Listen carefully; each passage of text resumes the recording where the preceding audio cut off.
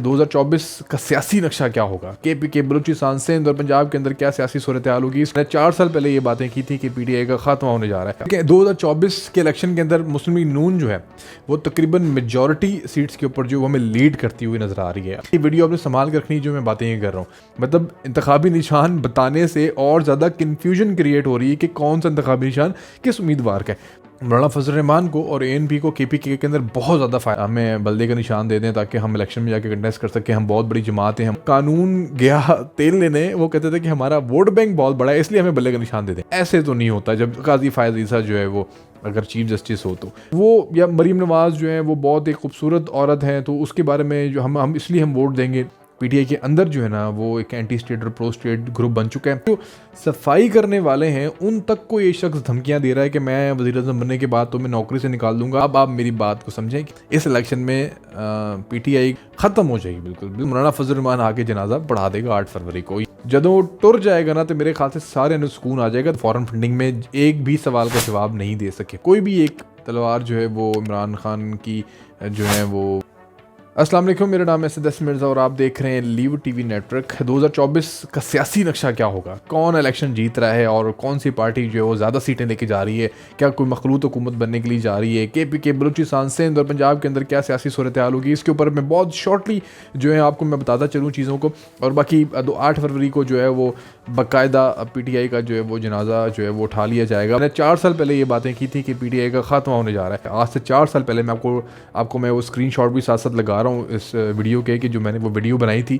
अगर आप लोगों ने वो वीडियो नहीं देखी तो वो वीडियो जाके ज़रूर देखें। मैं आपको लिंक भी जो है वो डिस्क्रिप्शन में शेयर कर दूंगा। देखिए 2024 के इलेक्शन के अंदर मुस्लिम लीग नून जो है वो तकरीबन मेजॉरिटी सीट्स के ऊपर जो हमें लीड करती हुई नज़र आ रही है। सेकंड नंबर पे जो है वो पीपल्स पार्टी आपको नज़र आएगी मेजॉरिटी के अंदर, जिनको सबसे ज़्यादा वोट पड़े होंगे। लेकिन जिन इलाकों में मुस्लिम लीग नून जो है वो कंटेस्ट नहीं कर रही है वहाँ पर पीपल्स पार्टी हमें जीती हुई नज़र आ रही है। ये वीडियो आपने संभाल कर रखनी, जो मैं बातें ये कर रहा हूँ। बलूचिस्तान के अंदर पीपल्स पार्टी भी है और नून लीग भी है, उनकी ज़रा सीटें कुछ ऊपर नीचे हो सकती हैं। सिंध में मेजॉरिटी ज़ाहिर सी बात है पीपल्स पार्टी की ही होगी। केपीके के अंदर बड़ी ज़बरदस्त सूरत हाल बन रही है क्योंकि पीटीआई के जितने भी लोग हैं वो अब आज़ाद उम्मीदवार हैं। उनके सिंबल्स कंफ्यूजिंग हैं, किसी को भी समझ में नहीं आ रही। मतलब इंतखाबी निशान बताने से और ज़्यादा कन्फ्यूजन क्रिएट हो रही है कि कौन सा इंतखाबी निशान किस उम्मीदवार का है। मौलाना फजल रहमान को और एएनपी को केपीके के अंदर बहुत ज़्यादा फ़ायदा होने वाला है। उनको सीटें बहुत ज़्यादा मिलने वाली हैं। ये मैं आपको जो जेयूआई का जो वोटर है या जेयूआई का जो सपोर्टर है या एएनपी का जो सपोर्टर है वो इसको मेरी बात को पहले ही नोट कर ले कि आपको मैं एक खुशखबरी दे रहा हूँ कि आप लोगों को ठीक ठाक सीट्स जो हैं वो आपको मिलने वाली हैं। आईपीपी और जो परवेज़ खट्टक की जो पार्टी है पाकिस्तान तहरीक-ए-इंसाफ पार्लियामेंटेरियंस, इनको जो है ना बहुत ज़्यादा फ़ायदा होने वाला है। परवेज़ खट्टक कुछ सीटें निकालने में कामयाब हो जाएंगे केपीके के अंदर, लेकिन मेजॉरिटी के अंदर वो भी नहीं होंगे। जमात इस्लामी जो है वो एक अच्छा इसमें सेटबैक दे सकती है इन तमाम तर चीज़ों के अंदर, क्योंकि जेयूआई के बाद जमात इस्लामी का जो है ना वो बहुत बड़ा वोट बैंक है केपीके के अंदर, तो वो कुछ ना कुछ वोट बैंक तोड़ने में कामयाब हो सकते हैं। टीएलपी को किसी किस्म की सीट्स हमें कोई मिलती हुई नज़र नहीं आ रही है, बट एनी हाउ आप गैलप का सर्वे देख लें या ब्लूमबर्ग का सर्वे करें, वो भी पीएमएलएन को ही इस इलेक्शन के अंदर जो है वो जीतते हुए दिखा रहे हैं।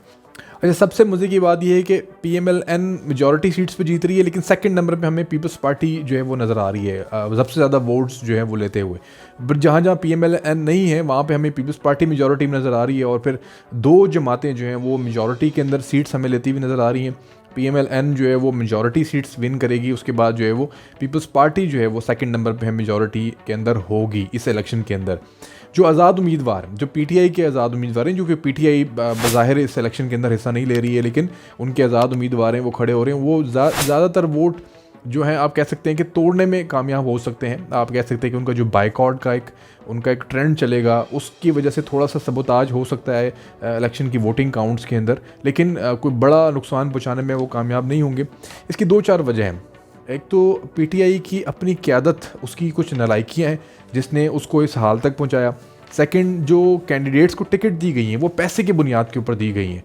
अगर उनके आज़ाद उम्मीदवार भी, अगर कोई जेन्युइन वर्कर अगर टिकट उसको मिलता तो मेरे ख्याल से बहुत ज़्यादा चांसेस थे कि आज़ाद उम्मीदवार एक बड़ी तादाद में जो है वो पीटीआई विन करने में जो है वो कामयाब हो जाती। लेकिन यहाँ पर भी उन्होंने पैसे लेके टिकट्स दी हैं और उन्होंने जो पैराशूटर्स हैं उनको टिकट्स अलॉट किए गए हैं, जेन्युइन वर्कर को जो है वो नज़रअंदाज किया गया है।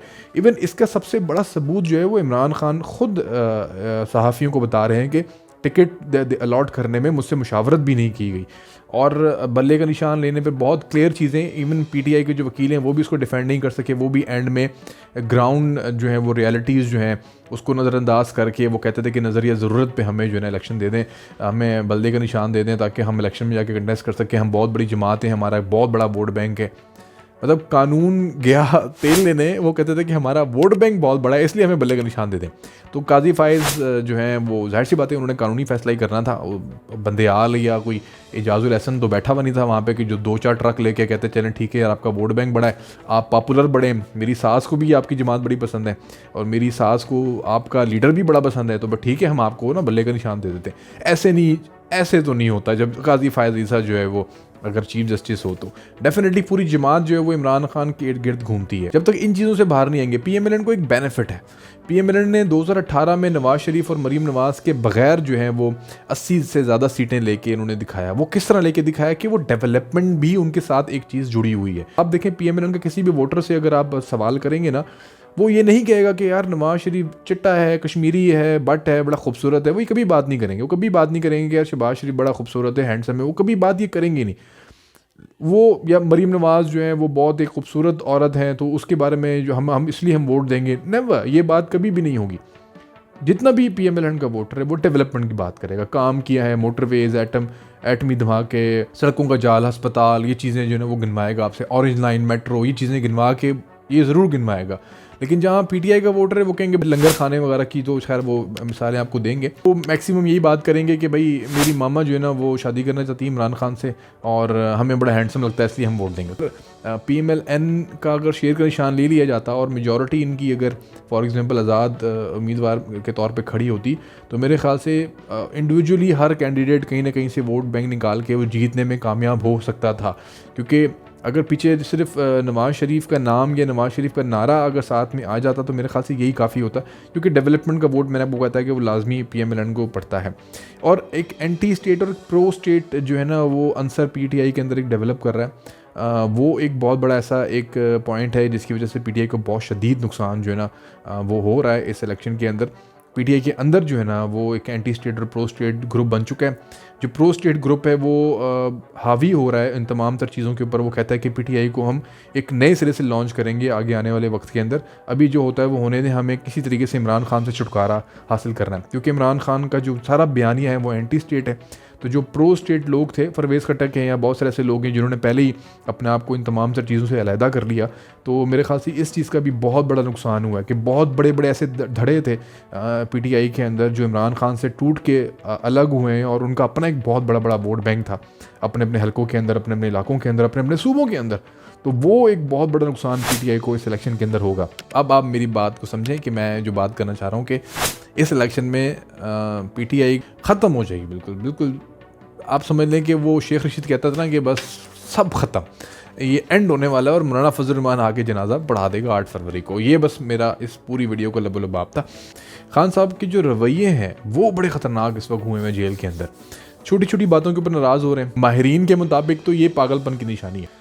गर्म पानी नहीं मिल रहा तो उस पर गुस्सा कर रहे हैं, खाना गर्म नहीं मिल रहा उस पर गुस्सा कर रहे हैं, मुलाजमीन से लड़ लें, अगर कोई अदालती हमला आता है तो उससे लड़ाई करना शुरू कर देते हैं, खाने में जहर है उस पर चीखो पुकार जो है वो शुरू कर देते हैं। वहाँ पे डॉक्टर्स जो परेशान हैं इमरान खान की सेहत को लेके या उनके दिमागी हालत को लेके, वो उस वक्त ज़्यादा तशवीशनाक हो गई कि जब इमरान खान के कमरे में एक सफाई करने वाला जब वो सफाई करने के लिए आया तो उसने कुछ थोड़ी बहुत कोताही कर दी होगी किसी भी मामले के अंदर, लेकिन वहाँ पर इमरान खान ने उसके साथ जो है वो बदतमीज़ी की और उसको ये कहा कि मैं तुम्हें नौकरी से निकाल दूंगा, मैं जब वज़ीर आज़म बनूंगा तो मैं तुम्हें नौकरी से निकाल दूंगा। इवन जो सफाई करने वाले हैं उन तक को ये शख्स धमकियां दे रहा है कि मैं वज़ीर आज़म बनने के बाद तुम्हें नौकरी से निकाल दूंगा।